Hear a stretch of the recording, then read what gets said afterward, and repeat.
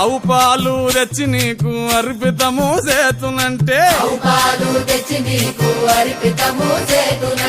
ఆవు పాలన లేక దూడల ఎంగిల్లంటున్నావు శంభో ఓహో గట్టిగా అదే సాంబ శివ నీదు మహిమయన్నటికి తెలియదాయే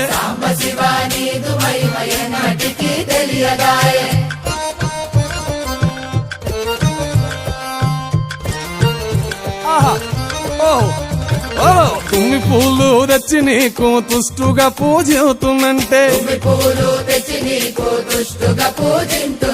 కొమ్మ కొమ్మన కోటి తుమ్మెదలెంగిలంటున్నావు శివ